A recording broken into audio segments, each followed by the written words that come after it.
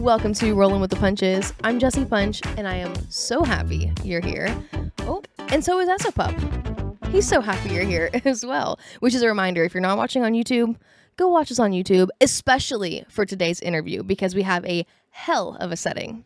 Anyways, it's Darlington Throwback Weekend. Hello, one of my favorite weeks of the entire year. If you know me, Throwback Weekend is basically my everyday attire. People lay out their outfits for Throwback Weekend, and I'm like, cute, that was Tuesday, you know? My closet looks like your grandpa's. But that's neither here nor there. That's not why I love Throwback Weekend, at least not entirely. I love this weekend in Darlington because we as a sport take the time, designate an entire weekend to honoring, paying tribute, thanking, respecting, showcasing all of the people that paved the way for us to even be there racing this weekend. And I just think we should do that more often, not just for Darlington Throwback Weekend, but I'm very thankful that we do that this weekend at that. And honestly, it's a little bit of what we're trying to do here on this podcast, you know, kind of bridge that gap between the newer demographic, the new generation of NASCAR fans, and the older demographic, the good old days, you know, because there is a way to bridge that gap. And hopefully I can help be that person. But it starts with learning about the history of our sport. And it starts with today's interview with Ron Hornady Jr. If you don't know Ron, you should know Ron. He is one of the most accomplished NASCAR drivers of all time. He's in the NASCAR Hall of Fame. He is named one of NASCAR's 75 greatest drivers of all time, a 4-time Truck Series champion.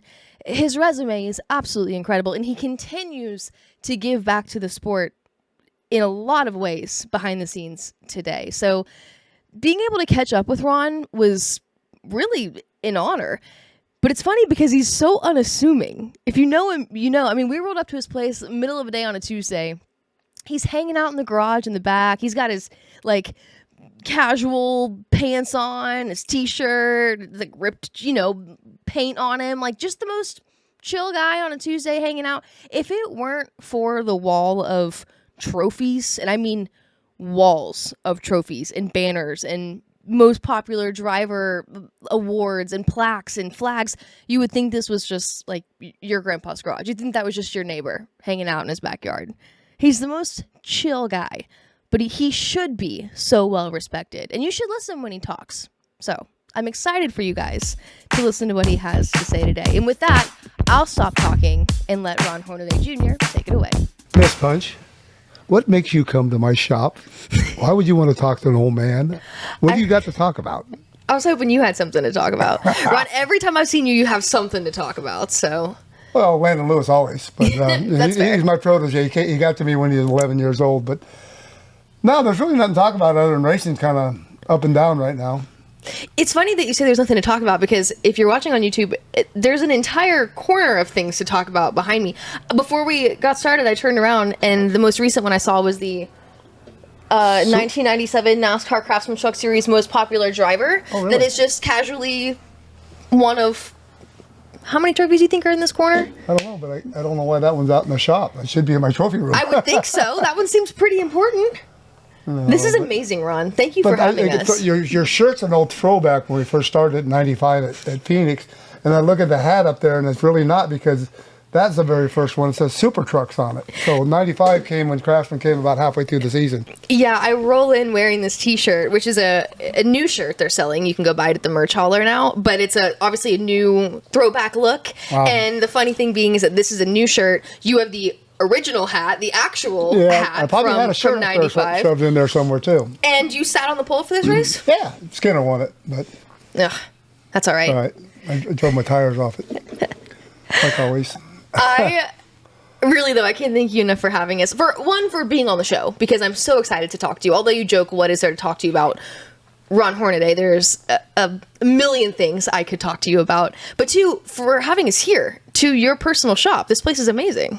Well, this is just where you tinker. This is where you stay busy when you're retired from racing. You still go out there on a Saturday night and try to help support the local Saturday night shows and see the kids that I try to help out, or my daughter helps out. I'm just there to point the finger at them and say, you heard what she said, you're a kid or whatever. You know, we got girls, boys, everybody. But, yeah, just still trying to stay active. We get to go down to Darlington, we'll be down there and with the throwback, with the Hall of Fame stuff and everything. So it's pretty cool.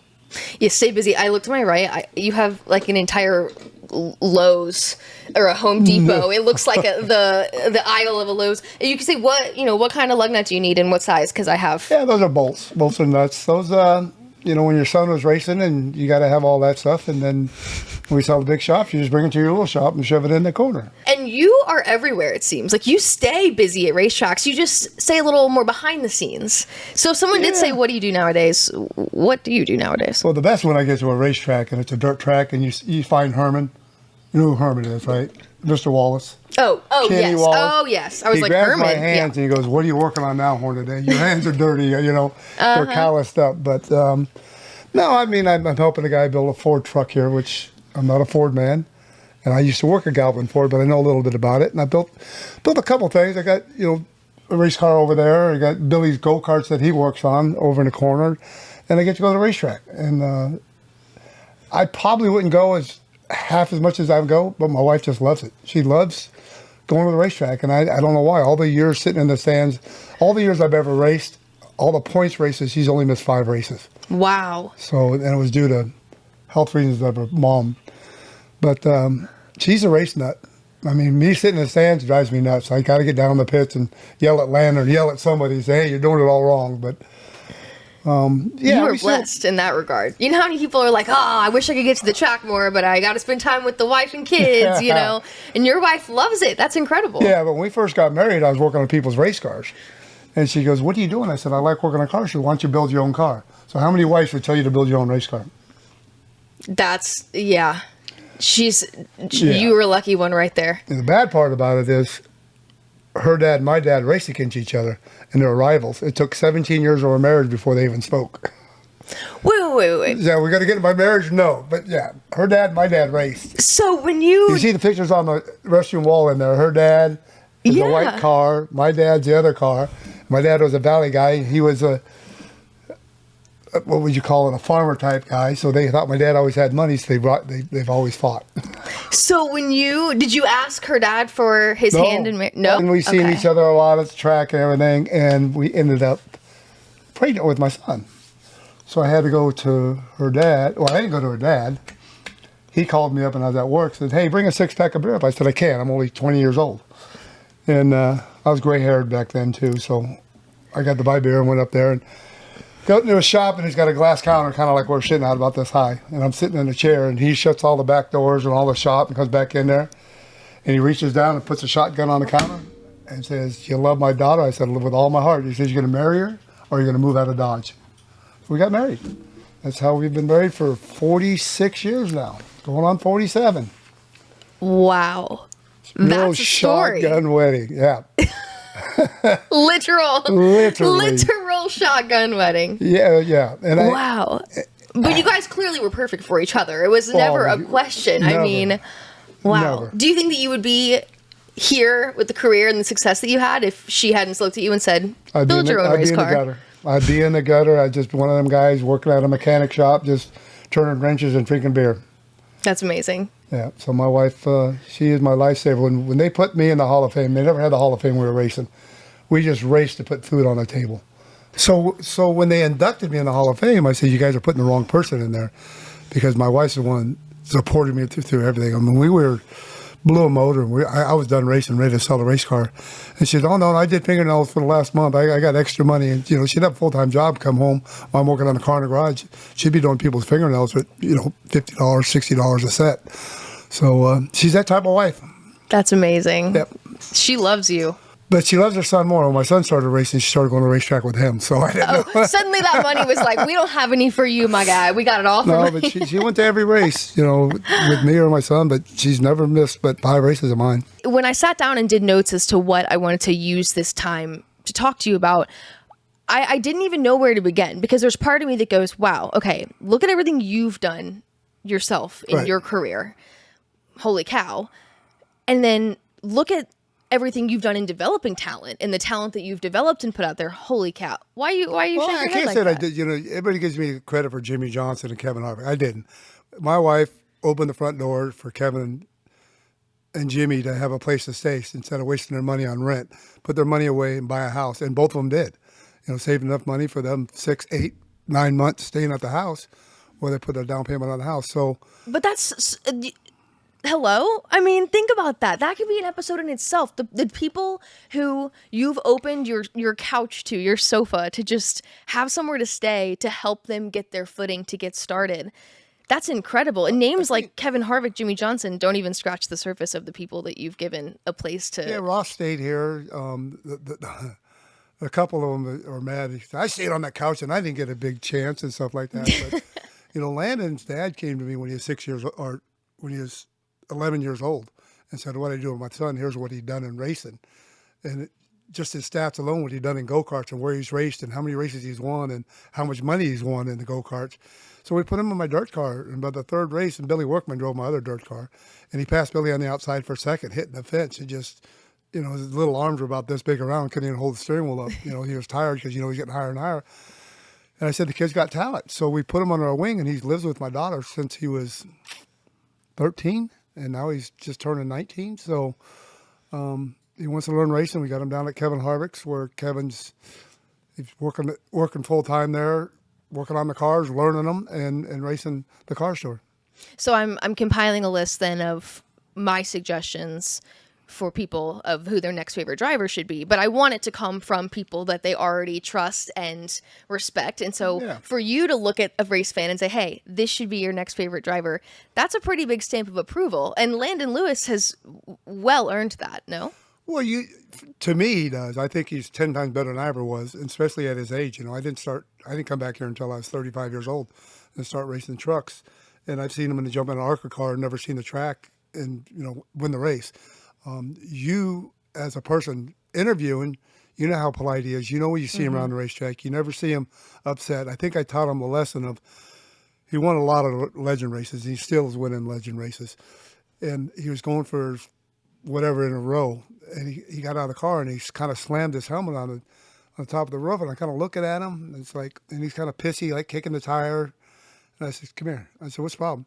He said, I should have won that damn race. I should have done this. I said, I want to tell you what, kid, you better learn how to lose.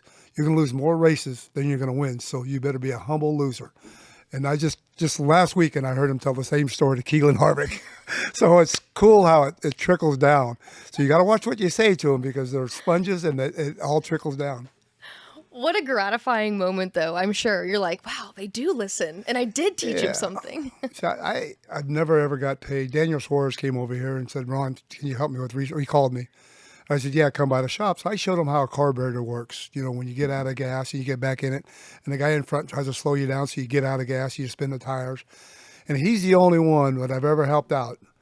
What beat my buddy Kyle Busch on the outside up Martin, I don't know, it was Martinsville, whatever, and got out and said, I got to owe this one to Ron Hornady. He taught me how to restart this weekend. So I went up and down the street and showed him how to trail brake and do stuff like that. So it's pretty cool. But a lot of the young kids come over. Their PR people call me, said, Ron, I need some help with our driver restart. And they'll come over and you just try to talk to them and say, yeah, and, carburetor, yeah. And I said, okay, when you catch somebody and you're looking ahead, I do that. Okay, when you do that, I do that. I said, if you do that, what do you need me for? You wouldn't be sucking on restarts if you do that. Yep. So it's funny how people want to learn and win. Like little Kitsy, my daughter brought them all up of make sure when your fire suit's on, you can see the sponsors are on there. Mm-hmm. You don't wear it around your waist. You're eating dinner, make sure you have your napkin on your lap and wipe your face off. Somebody out there is going to be your next sponsor. Somebody's watching you all the time. And I used to do that to Landon a lot. I'd sitting in the grandstands and taking pictures. I said, what are you doing over there? Why are you over there? Worry about your own race car. And that's what you got to teach these kids. It's competitors. All the cars are going to be pretty close to the same. That guy's running faster than you. Who cares what he's got? Make your car that much better. So you just teach them to stay in their own box. For you to have the resume that you have as a 4-time Truck Series champion, NASCAR Hall of Famer, named one of NASCAR's 75 greatest drivers, and then you get with these young guys and you prioritize, sure, there's technicalities of restarts and things that are important to teach with them, but to prioritize everything you just laid out, from how to carry yourself around a racetrack, how to speak to people, how to treat people, Right. worry about your own race car, stay in your lane. That says a lot about where the sport is today and what's important in getting opportunities. Well, when I came about, we didn't have social media. So I had a problem with a driver. I'd go over there and say, you and I got a problem. You want to handle it now, or are you going to do it on the racetrack? And I've never gotten a fight or anything. We get arguments and stuff like that. And it's mainly with Jack Sprague or Mike Skinner, because we always ran up front, and Joe Ruttman. But when we talk about it then. It might be push and shove by the truck. But when we walk out that gate, our families mean more than that race did. So our motorhomes are parked next to each other, or vice versa. And you just got to leave it there. And that's what we're trying to teach everybody. It's racing's racing. If you didn't get him back that week, put in your, take money away from him. Mm-hmm. It's not about paybacks or anything like that. It's like, I got paid for every position. I got a percentage of how I finished from when I first moved back here with Earnhardt. So every position, I ran hard. Every position was a lot of money. So top fives paid better than top tens, and I do that. So that's kind of what pushed me to drive the way I did. And I mean, Jack Sprague and I, we keep argue every time. He's like, why do you always run into me? I said, Jack, how many times you just wrecked me? I said, I can think of 3. I said, how many times I wrecked you? I said, I moved you out of the way.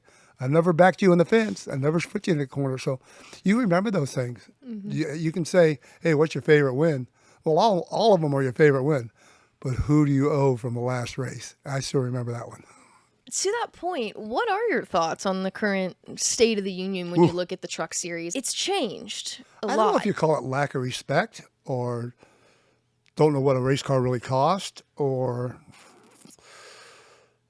God, it's so hard. I mean, I can go back to where we were at an auto parts fair.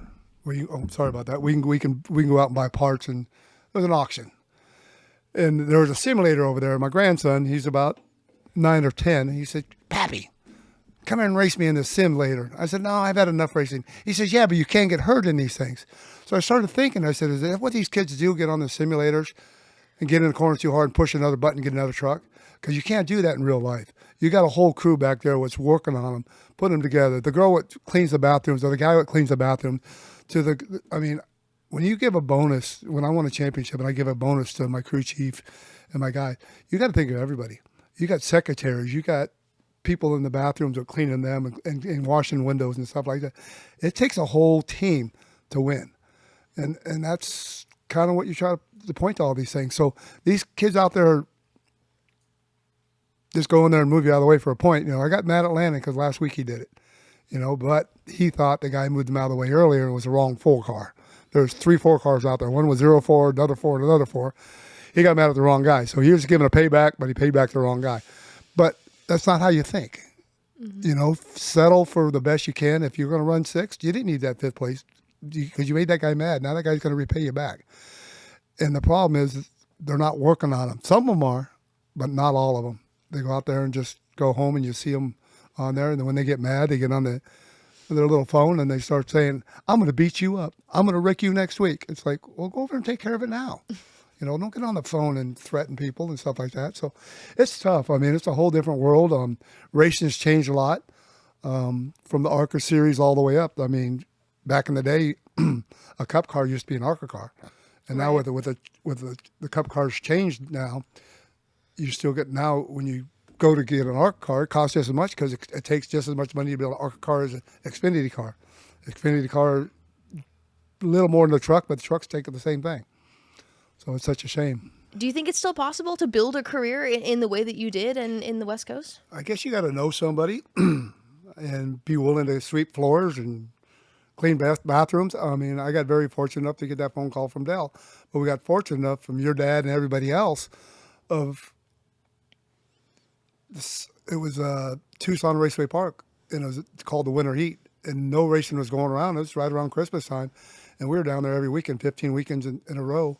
And we won about everything down there, but it took the eyes of Dale Earnhardt to sit on his couch not mowing his grass to catch what I do and my talent was. So he's raced against me at Phoenix. I raced against him at Cedars Point, but I was gray-haired. And everybody thought I was still 50, 60 years old back then, you know. So here I go dye my hair, go down to Tucson, and I started winning races. And it's like, hey, I get a phone call from Earnhardt. So you mentioned getting the call from Dale that kind of jump started. Ain't no kind of. It jump started my whole life. We sold 2 businesses, and I moved on 94 to help build the truck, and my wife came in 95 selling the businesses and the house. What do you remember from getting that phone call? I was in Tucson driving home, and we didn't have cell phones back then. And when I made a stop, I called the shop and I said, hey, we're supposed to be getting a phone call from Dale Earnhardt. Well, I don't know if you know who Larry Nasson is. He was a radio guy, and he'd call me every Monday. Hey, this is Richard Petty, Ron Hornady Jr. I just want to see how it's done at the racetrack. So Dale's accent, he's already called 2 or 3 times looking for me. They hung up on him and said, Larry, we're busy. Ron's coming back in a little bit. We got to get this car done before Ron kills us. So here I come, called him on the phone, and we stopped at a gas station, a payphone, quarter, dime, ting, ting, got 35 cents to call all the way back to the shop. And it's an hour drive, so we're halfway home. And I pull in. As soon as I pull in, the phone rings, and you can hear it because I got a big bell because we do a lot of welding and everything there. And they, Ron, Dale's on the phone. I said, tell him, hold on a minute. I got to go to the restroom really, really, really, really bad. And it's not the pee-pee. So I had to hold him off again. So we had one more race at Tucson. It was my own car. And I fortunate enough to drive Wayne Spears' truck down there. Strausser's, Winston West. I got an opportunity to run everybody's car down there. Well, Dale calls and said, hey, I'm going to send you a ticket out. I want you to come see what I want. I want you to drive for me the whole deal. He still gave me the whole spill. I said, I'd love to. And I'm going to send you a ticket out and be out here by Wednesday. No, be out here by Tuesday. I said, I can't. I said, I mean, it's just me and my brother-in-law working on the car, and we got to get it ready for Tucson at the last race. He says, they'll get it done. You just be out here. I'll have you ticket down to Tucson. So sure enough, here's a first-class ticket to come to North Carolina, and guess who picked me up? Dale Earnhardt. Wow. In his black pickup truck. But the best part was, do you remember the poster he done with Goodyear with his 7 championship trophies and his tuxedo and his foot on the tire? Yep. The trophies were in the back, and he just got done doing that photo shoot. And it's like, this guy dressed up for me? What the crap? But was he wearing the tuxedo? He had the tuxedo on, the seven trophies, 2 in the back and 4 in the back seat, 5 in the back seat. And he's sitting at the thing with his foot up on the dashboard, just signing autographs for everybody at the. So we're driving down the road, and I didn't know he took back roads. I don't know where Dale Earnhardt Incorporated is. But you know Ken Schrader's shop is, the back road. So he's taking me out that way, and we, never jumped on 85 and went the back roads. We catch this guy. Well, he's passing people. He's running 70 mile an hour in a 40 mile an hour zone, passing people. We catch this black dually, and as he goes to pass it, the guy pulls over in front of him. So he gets back a little bit and gets another run, goes to pass a guy. Guy does it again, almost puts Dale in the ditch. It's like, ooh. Next time, Dale backs up and just runs in the back of this truck. So we go about a half a mile up there, and this truck turns the blinker on, sticks his hand out the window, and Dale beeps the horn, goes up there, and the next driveway turns in. It was his ranch hand. He goes, I don't like that kid. I think he's trying to date my daughter. And it was Dale's 2 trucks he run into. So that's how being Dale's first hour of knowing each other. You're like taking notes in the passenger seat. No, it's like, okay, I got 70 it. mile an hour on a 2-lane road, and our roads are 4-lane in California, and we're on 2 little skinny lanes. Is there deer out here? And you said Intimidator. Correct. Oh, yeah. So, I mean, you drive there, and hey, there's a shop. I'll show you Doug Richards in a minute. And he took me around and showed me everything in the back, all his deer, all his bulls, all his cows. And so drops me off, never gets out and introduced me. Go see Doug Richards in there. He's your crew chief. So I stayed at Doug Richards' house, him and Robin's house for 3 days, flew out Thursday night, went straight to Tucson and won that race, sold my race car in Victory Lane, and went there. And the rest is history. Not history. It was still tough. I got to race for him quite a bit. Got to race for Richard Childress, Kevin Harvick, A.J. Foyt, Mr. Hendricks. I mean, I was down out in the dumps, and I called Mr. Hendricks up, and he said, well, come on down, let's talk. And I went down there, and he goes, what do you want to do? I said, well, I didn't get to run Daytona in the trucks. That was the first year, and I said, this year I'd like to run. He goes, go up and see Rex up there at the showroom deal, and tell him to get Ricky's truck, and he finished second with. They took Ricky's truck out of showroom floor, and 3 weeks we were tested at Daytona. We had to race one. We should have sat on the pole. Musgrave cheated, hit the fence. He put his wicker in there, but we were leading the race, pitted, came back out in the lead, took off and left the wheel loose. I had to come back in. So we should have won it, Ricky's truck. When you list the names of the people that you've driven for, I mean, that's like a Hall of Fame right there. I mean, that's a list of NASCAR Hall of Famers right there. Unbelievable. I mean, It they're really is very, very incredible. fortunate. If I didn't make it, funny story is I've never really put my name on my fire suit. Dale always made me put it up there and everything. And everybody said, how come your name's not on your fire suit? I said, if I didn't do my job on a racetrack and they got to look at my fire suit to see what I did, I didn't do my job. So I've always tried to make a name for myself. I don't care if it's racing hard or being polite or going out of the way signing autographs. And we've always done that. And my wife's always pushed it. She's, I don't know if you can, some of these around here, my wife did her own die cast back in the day, and handed them to little kids after the race. Not sell them, hand them to kids. Mm-hmm. T-shirts, giveaways. So that kind of made my name on the West Coast. And I'm not a bad guy. I mean, I put my helmet on. I could be an ass sometimes, but. You're a competitor. Okay. However you want to call it. I'll take that. I like that. Competitor. Well, yeah. a lot of people call me other names, but that was nice of you, Jess. Thank you. Is it better than asshole? Yeah. Been called that a couple times. Okay. Well, while we're kind of giggling about it, and you mentioned it earlier, so you said my buddy Kyle. Were you referring to Kyle Busch when you said my buddy Kyle? I can't say what I usually call him, but yeah. So where do we stand with Kyle? And the reason those conversations become one is because you and Kyle would go at it, and then of course a little bit off the track, you guys have had some. We haven't had it off the track yet because NASCAR wouldn't let me get to him. He said back when he was a kid I raced him wrong or something like that, so he never respected me for a racer. So he's always drove me different. When he did that at Texas, NASCAR's made him call me before he can get back on the track. He said he'll sit out for a month. If you don't call you, we'll set him out for a month or however long it takes. Well, he called me that Friday where he's got to be on the track. What did he say? Well, I didn't mean to do it. No, you did mean to do it because you did it. I mean, you had a whole straightaway of half a mile to figure it out. It just, there's no apology necessary. It just, like I told him, I said, you're the greatest driver out there. You've done a lot, and you still got a lot more time. You got more talent than anybody I've ever seen, but you need to shut up. Just shut your mouth, and you're gonna have. And you're racing for M&Ms, and all these kids are looking up to you, and you kind of. I watched you at a Saturday night show, smudge them off like, hey, no, I'm racing right now. I'm busy. You can't do that. I mean, he can because he did, and he's made it successful for him. But I've never approached it that way. I approach it different. But I haven't seen him at a bar yet, so I can't say we're even. And I ain't gonna get back in a car. And I lie a lot. I probably wouldn't do nothing. Him and his brother, or I should say his brother and myself, are really good friends. We see each other a lot. And Kyle, I got him away to say hi to him. So you guys are cool. You're okay. It still hurt. It cost me a championship, and it got me some medical problems in the whole deal. A lot of people don't know about. So it's still in the back of my head. I haven't talked to him about dumb things yet. He's going to get the bill someday. So it's probably tough too when you never feel like you got the respect necessarily that you, I don't want to say deserved, but earned from somebody in Kyle's position. But you don't earn nothing. I mean, yeah, it was lap 13, but I ran him down for a half a straightaway, and I done passed him, and he drafted back up on the outside, and he stayed at the outside. Well, I got loose underneath him, and things happen. When you get him to outside a quarter pound, you're going to get him loose. So he knew there was a 50-50 chance is that he's going to pass me back, or we're going to run side by side on the X-radio, or we're going to wreck.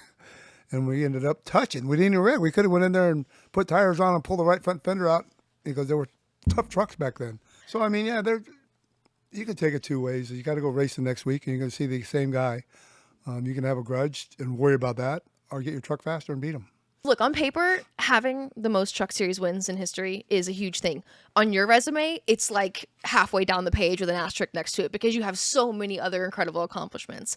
But when you saw Kyle take over that... that didn't bother me. It didn't bother you at all? I wasn't graduated. Even for me, I feel like a part of me that would have a little bit of that... No. I went over and congratulated him, and he goes, dude, you're the man. You've done it in the air of 43 trucks every weekend.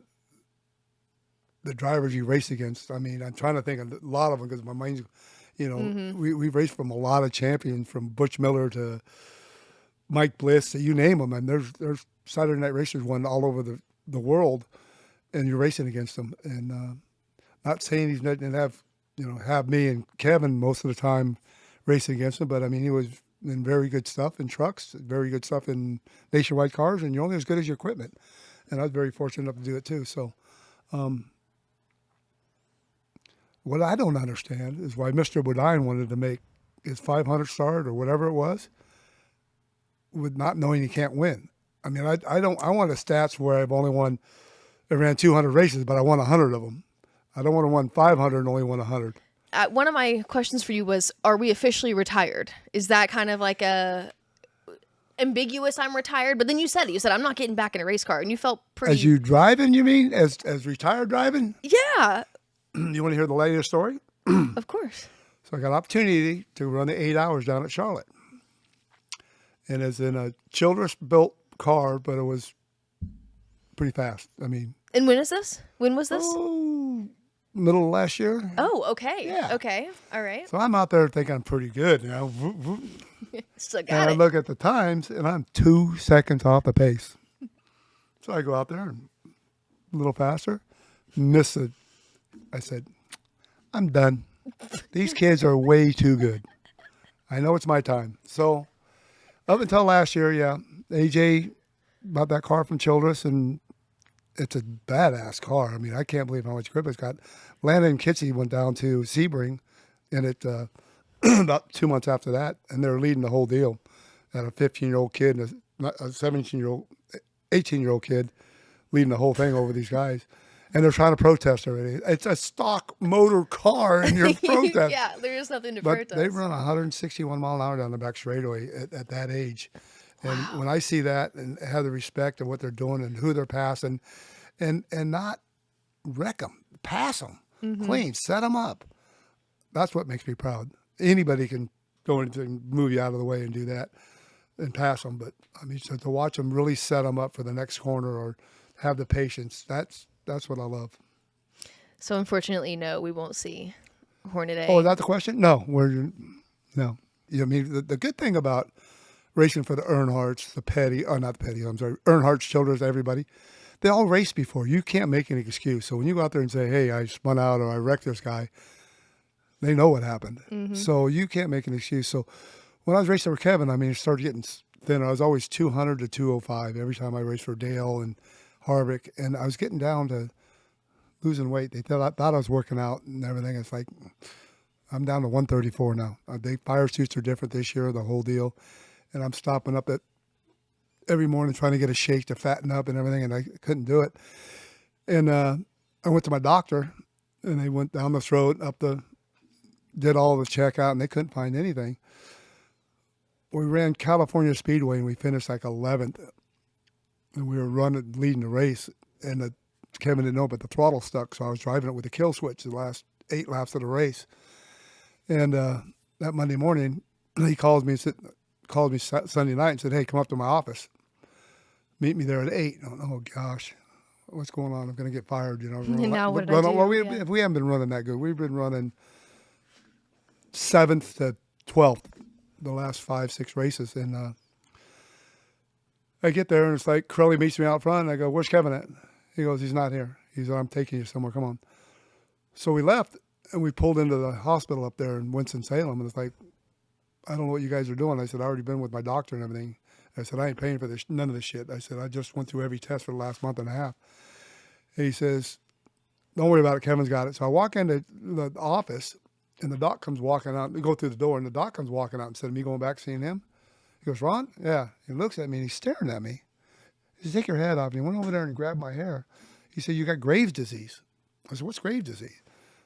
He said, it's your thyroid and this and that, and went on and everything. I called my wife. I said, Lindy.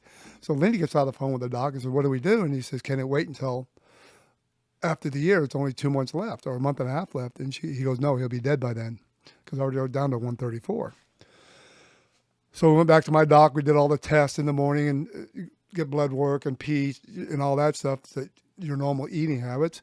So they nuked my thyroid out and actually nuked it out. She came with a full mask, a thing, and she said, grab the pill. I said, I'm not grabbing the pill. You ain't grabbing it. I ain't touching it. Drop it in there. So just to make it funny, we get home and you can't be around dogs, can't be around your kids for like 3-4 weeks. If your wife's on, so you go to the bathroom, you got to wash everything off. Well, I'm laying in bed and Lindy comes in and turns the lights on, turns them off, turns them on. I said, what the hell are you doing? He goes, your throat's glowing with that nuclear pill in it.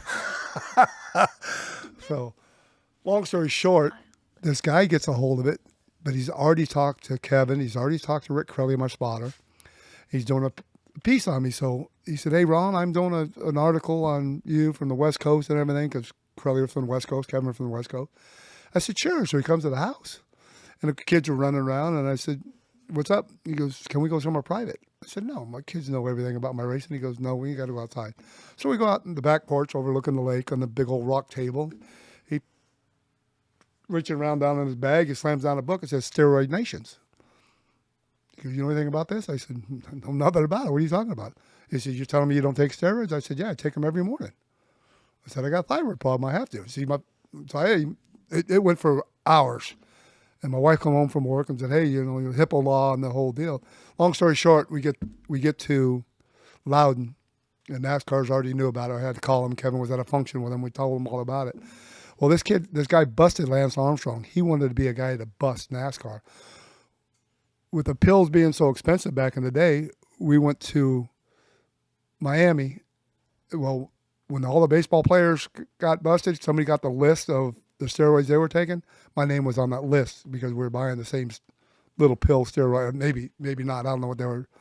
I can't say. So that's how the guy got to it. So long story short, thought I was in trouble with NASCAR. They backed me 100%. Bobby Labonte come to me and said, hey, I got kind of the same problem. You don't worry about it. I got your back.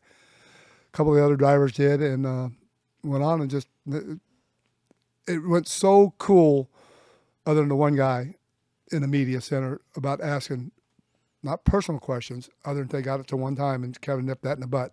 That's his wife. You don't worry about what his wife, his family, personal. So that was so cool about it. So that's how Kevin Harvick saved my life, because my doc, I called my doc when I found out, and I go, what the crap, dude? I almost died. You didn't even tell me. You said, at your age, at 50 years old, I was looking for cancer. He wasn't looking for a thyroid. So you see people big and skinny, it's thyroid problems. Trust me, I've been learned all about it. Is that something that you still have to deal with every today? Morning, 6 o'clock every morning. Wow. Did that have any effect on your racing once you got it in check? Yeah, it pushed my gas pedal harder. Those steroids, man. That'll do it. That's what Lindy asked the guy. Says, so to keep his whatever molecules right and down his body, does that make his gas pedal go down harder? But he was wondering why a 50-year-old guy is winning races. That's the year we won 5 in a row. Stuff like that. So you said pure talent. No, good trucks, good people behind you. You can be good as you want. You're getting a B- car, and that's what I try to teach Landon. It's like, I can put you in a Gibbs car and you can win every week. You ain't learning nothing. Get me in a C+, B- car, and I want you to try to win with it without wrecking nobody. I'll take seconds, thirds all day long, but at least you're learning how to pass and run something hard. I hope you can air this, because my pet peeve in everything I've ever raced, drove, or anything is we got the point down the street, and all these kids drive these high BMWs, Lexuses, and all that stuff to school at 16 years old on the cell phones. Can't drive straight. I had a guy at the corner up here, and the light turned green, and it turned green, and I did a beep, beep. He looked in the mirror, drove off, and I started to turn the corner. He gave me a brake job. Gave Ron Hornady a brake job. Asked my wife what happened. I did the old slide in front of him, locked the brakes in front of him, and went, all right, let's go. It's Lindy's car. So, and another thing, turn signals. Are you kidding me? So they say it's a courtesy. Well, when I go in to get my car inspected, my turn signal's got to work. And I found out it is the law. So you really technically were not using a turn signal. You could get pulled over. Yes. So you got tinted windows and you didn't use your turn signal, you're getting pulled over. Would you ever can you make a citizen's arrest for bad driving? I'm a sheriff, but I'm trying to get it renewed. Hang on. You're a sheriff? Well, I was, Go on. I got a badge, and I got a thing with my name from Phil Redmond, our sheriff, Okay. saying that I'm a deputy sheriff or whatever. And I got a gun, and I got a permit. So sign Sounds my like a badge. sheriff to me. Sign my badge. What else do you need? I keep it in my car just because I got my Social Security and all that stuff in it. And it's like, this is illegal. If I flash that badge, I'm not a real cop. I can go to jail, so I'm not flashing it. You just have it if you need it, kind of thing. How do you tell these young kids when you pull up the light and they're sitting there and you say, hey, it's illegal to text and drive, and they flip you off? I wish there's old guys so I can just turn left into them, drive over and, have them beat my ass or me beat his ass. But it's getting so bad out there, and that's probably 80% of the traffic. Well, Ron, I do a segment with all my guests called Long Story Short, because I'm the queen of saying long story short and then giving you I said the that twice longest today, I think. story. Well, then it's okay, because I'll probably add to that. The idea being I'm going to give you 3 questions. You give me the answer. It could be as long or as short as you want to make it. Don't hold back. First question is, when was the last time that you cried? Ooh. Wow. Probably when Atlanta won the last race. No. You had tears in your eyes, but you didn't. I don't know what a good cry. I've never had a good cry. Ever? I find that hard to believe. I didn't cry when I cut my finger almost off. I didn't cry. I don't. I'd have asked Lindy. Oh, it was a movie. It was about 3 years ago. It was a movie. It was a tearjerker. Do you remember the movie? No. But it was one of those emotional, you're not feeling good, and COVID's in town, you can't do nothing. You're like, wow, that movie, that guy did that. Did you cry at the birth of any of your I got thrown out. children or what do you mean? I'm sorry, that was like redneck. I got thrown out of our. You were politely asked to. I told my leave wife the it room. can't hurt that bad. Yeah, I'd throw you out. That's the first time I ever heard my wife swear. So I got thrown out. Throwed out, not threw out, throwed out. Thrown out. She said, "Get the out of here." That's exactly what she said. I don't blame her. Beep, beep, out. All right, so movie. It was probably like Marley and Me or something. Have you seen Marley and Me? No. Oh, you want to cry? That'll give you a good Maybe cry. it was. I don't know. Yeah. I'm not a movie person. I'll sit down here and listen to radio, work on stuff. Yeah. You listen to podcasts? Besides this No, one? but I'm going to start. Yeah? Yeah, because I seen Harvick had one that for the first time. I mean, how long you had it? For a year, and I just found out? Yeah. Surprise. I told you I'm slow when you... I didn't tell you nothing anymore. No. I'll All tell right, you so such. what's the second question? Second question. When was the last time that you did something that you just felt an immense amount of pride in yourself? Ooh. I mean, I built some nice stuff. I'd agree with that. You The see wall that little behind me see that agrees little with heart that. there out of a bicycle chain? Oh, how cute. I built, you get 55-gallon gas cans, you cut them, build chairs and stuff out of. I've been doing that. Built a race car for one of the cop buddies of mine, Travis. I got a 53 Chevy up there. I got a 67 Ford. I don't know why I got a Ford in my shop, but it needs a lot of work. But I just stay busy, so I don't really... Don't know the question. I forgot it, but no, I don't really do anything. But You're just proud of everything that you Yeah, I mean- make and create, which you should be. I mean, Yeah. it's impressive to be able to do what you I'm do. proud. Let me just go. 60. Ooh. 65, 40, 46 years with my wife. So I had to go back 20. We got married at 20, and I'm 66. So I got to go back. Oh, you do the mental math? Yeah, the back. Yeah. Got it. And I Carry don't the know, one. I didn't have my pencil out. Yeah. So 46 years Wow. with my wife putting up with my shit. A lot of stuff. I mean, from racing to anything I want to do. And then she's at work right now. And I could play down in my shop all day long. Not making no money much, but she gets to go play with the grandkids. All the grandkids work at the store at 704 Hemp. And so that's cool for her. 46 years of marriage is absolutely something to be Going proud on of. 47. I'm going to make 50. That's amazing. Hell yeah, you are. Yeah, I'm going to do the swing, whatever you call it. Big fan. All right, last question. What is one piece of media, which we just established you don't watch a lot of shows, so Right. not necessarily a show or movie, but is there I don't know. I was about to say a podcast, but we also just established that you're about to start listening to those. So, a piece of media that you would recommend that our viewers check out. It can be anything. A website, a song. The Longest Yard. The It's a good movie. The Longest Yard? Yeah. Okay. It's a great movie. Or You Build It and They'll Come. The baseball movie. Field of Dreams? Yeah, Field of Dreams. Well, you have quite an array of interests when it comes to your film selections, my friend. Well, The Longest Yard really don't do that, but they're driven to don't let somebody press you and saying you did this and you didn't do it and stop you. This guy's going to say, hey, if you win this game, I'm going to say you killed the guy and you're in jail the rest of your life. Mm-hmm. And he goes, well, I'm not letting my team down. And that's kind of what I look at. Don't let that guy down. If it's not right or wrong, just do it right the first time and get it done and make it, you'll never see it again. That's a great point. Ta-da! For an old guy, not bad. I don't know the new movies, so. I'm going to go watch The Longest Yard again with the Ron Hornaday mentality. Yeah. It's a good movie. All right. Well, that was not at all what I was expecting you to suggest, but I'll take it. Now it's my turn. How's your father?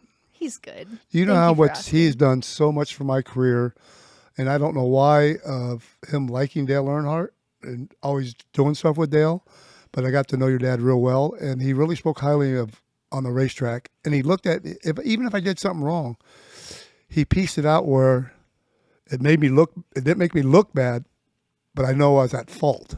Mm-hmm. So your dad's always done that for everybody, and we really miss him at the track.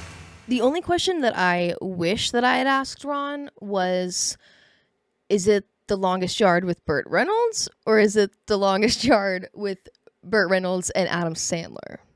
Because I do feel like this is an important distinguishment here. Same storyline though, right? So you get the idea. Either way, I'll get that answer for you guys later. Another thing that we did talk about, but not in the interview, because I enjoyed really being able to highlight Ron's protege, as he called him, Landon Lewis. But Ron also mentioned that he works with Keelan Harvick a little bit. And I asked Ron if there's anything about Keelan that he sees is similarities, to Kevin. And Ron said, honestly, Keelan is 3 times better than Kevin at this age. That's saying something. Now, Keelan has a lot of growing to do. He's still very young. But if he listens to Ron and everybody over at Hornaday Development there, then he'll be just fine. I think he's got a pretty bright future ahead of him. But thank you again to Ron for the time and for having us over. But that's all I got for y'all this week. Be sure to follow us on Instagram, as always, at Rollin.Punches. And on TikTok. We're on TikTok now at Rollin.Punches. Get excited. I know I am. Anyways, also be sure to subscribe to our YouTube page, because if you're going to come watch us on YouTube, let's make the trip worth it. Like, subscribe, comment, thumbs up, all those wonderful things you do when you have a favorite podcast. Call us on the punchline. I think that's it. I think that's all the self-promos I got. Thank you for listening. I love you so much. Mom, thank you for listening. I love you so much. And to send you off into the weekend with the wise words of my mother, don't be a dumbass, okay? Bye.